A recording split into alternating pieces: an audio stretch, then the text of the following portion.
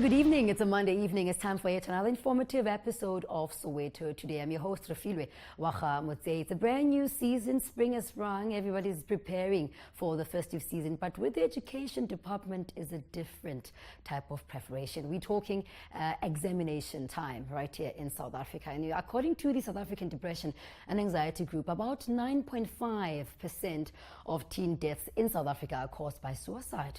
And one of the triggers could be exam disappointment. Now, there are children who have undiagnosed depression or who really undergo a trauma or an experience that makes them more vulnerable. And this can be really the final stress that causes them to commit suicide or use drugs. This was said by SADAG's Desi Choneva. Now, she says, while we tend to blame suicide on exam results, there is usually a range of things that could result in a teenager taking their own lives. The question is, who's to be blamed for the high rates of student suicide in South Africa? Could it be the marks-based education system, growing competition, lack of moral support, to young students, a generation gap, or really parents' attitudes to compare their children with others? Those are the questions. Now, a student can't really end their lives for any, of the foregoing reasons. However, it is the beginning of the year when exam results are actually out, that's where we hear about student suicide the most. Now, for a student used to getting straight A's, SC is a failure, and self-esteem and confidence can really go for, a serious tumble. Failing a grade, really, failing matric or failing at university can actually feel like, very public humiliation. Students often feel, like everyone is laughing at them or everyone is judging them to be failures. So tonight on the show, we look at ways on how to prepare yourself for your final examinations. We're talking also grade 10, grade 11, and grade 12s in particular, right? But I know that our team actually had a chat with a psychologist from SADAG, and just to give us tips on how to really prepare for, your exam. Here's what she had to say. Take a look. We'll be right back. There's a wide variety of things that can affect a student during exam times. And often you see students struggling with memory, concentration, and some of them even get physically sick, where they'll get stomach cramps, headaches, because maybe they're not coping with the stress demands that are brought on by exams. So, and sometimes there's also family pressures on students. So there's a whole host of things that can attribute towards exam stress. Say that family support is one of the most critical things that are necessary to help the student manage their exams. And often, we grow up in communities that don't talk about emotions. We need a lot of emotional support from our parents. And often parents shy away from addressing some of these issues because they feel like if I were to say, my baby, you are stressing, it might make the problem worse.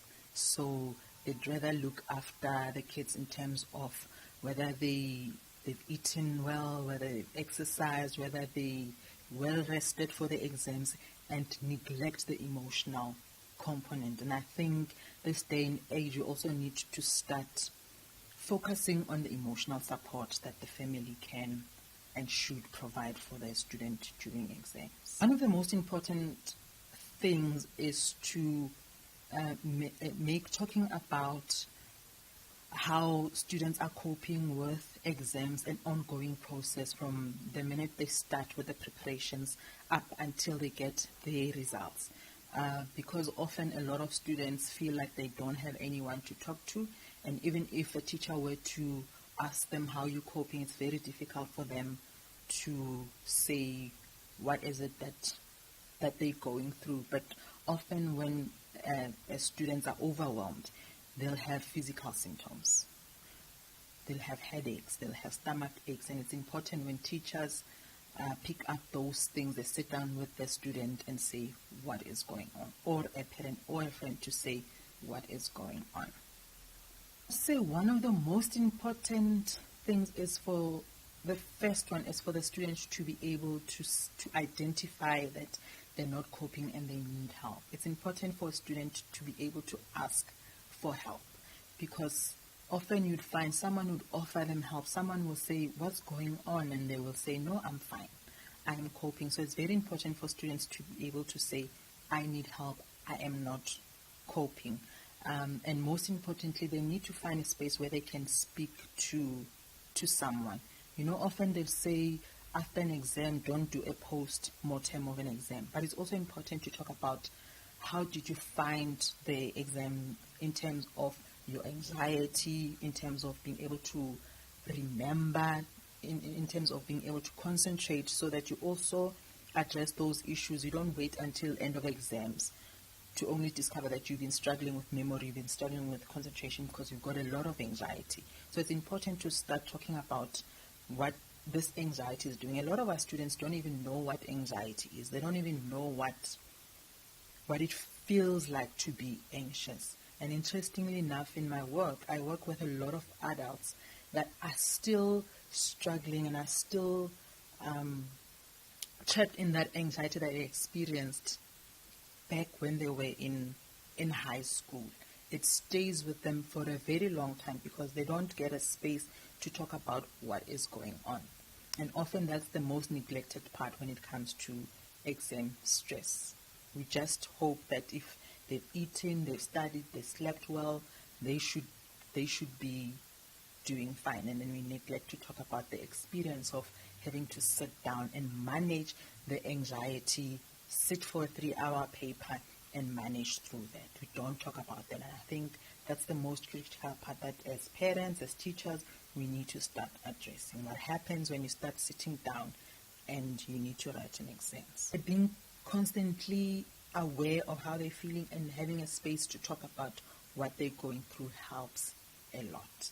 Because most of them are not even aware what's going on with them. They're not even aware that it's a panic attack, it's anxiety. They think that maybe maybe there's, maybe they haven't been sleeping well, and so it's difficult for them to identify what exactly is going on. So being able to sit down and make sense of what your experiences are helps a lot.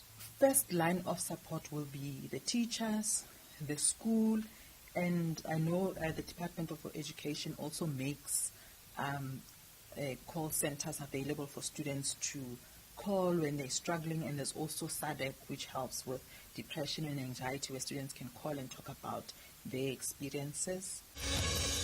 Very interesting views there. I mean, it's 2017. It's a very completely different struggle, considering the fact that paperless classrooms, technology is moving very fast. So I can imagine really what our students are going through this time around, right? But when we come back, we joined on the show by a teacher, one of the schools, Soweto, to tell us more about, his experience, mathematics in particular, and really the challenges that, they go through with different types of students. His name is Mbongeni Simelane. He joins us after the break.